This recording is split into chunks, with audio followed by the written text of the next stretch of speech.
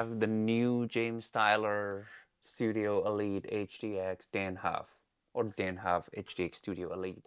So right now we have like several Dann Huff series actually, the black, the yellow, and then the sunburst that we always know, right? But what I like about this one here is actually pretty spot on, you know.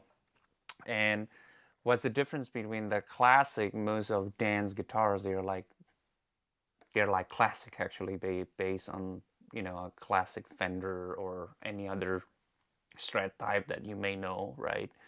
This one is, yes, it is similar to Strat type, but Studio Elite and James Tyler Classic has like a really difference in the access to like the higher frets. Studio Elite has like a easier access fret over here comparing like the Classic.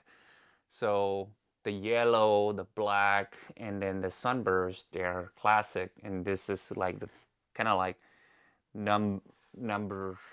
I don't know how what number it is, but you know I can tell like this is the first one for the Studio Elite that has like Dan signature on it. Like as you can see here on the back over here, it has like a Dan signature on it.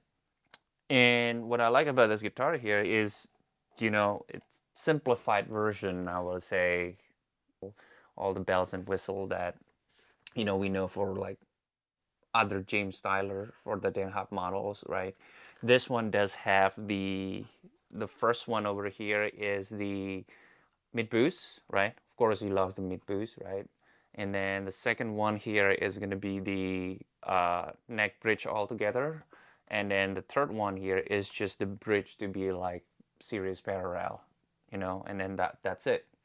So pickup wise, these are like all the James Tyler pickups, right? The first one I think has the DC resistance output about like 6.7K.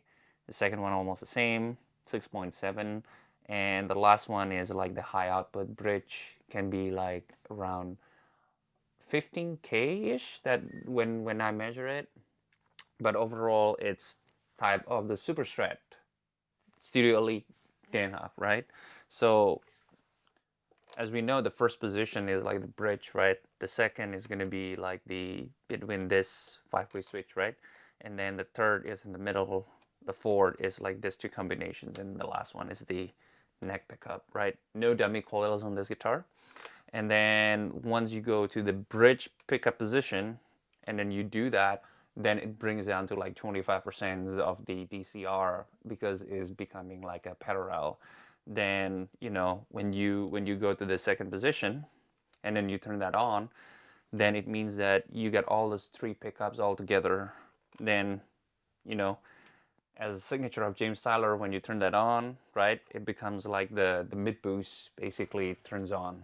So that's pretty much it, right? The volume, tone control, master tone. Um, it's a white smear, right? You can see like it's very pretty for having like the gold, silver, and the white. Some say this is like a really good kitchen marble top, but you know, it's also on the back. It's really nice. And also two posts, the Godo, right? Um, with the James Tyler, all the saddles, right? Hipshot tuners on the back, which is that's very comfortable and stay in tune because it's locking tuners. Yeah, overall this is like a really great guitar. One thing about this guitar here that as like a standard for any James Tyler here is about the, you know, the roll edges neck. So this roll edges is actually like really good. It's like becoming like a standard, right? I just came back from the baked potato and then tried the first James Tyler that roll ages, right? Because of the story was because of Mike Landau actually like had like a really worn out Strat, and then Rich and Jim had like discussion that why don't we just do like that, and then Bobby Hartree has like the first Tyler or the shop Tyler guitar used to be the black one, and then that one has like a really first roll edge snake that's really good.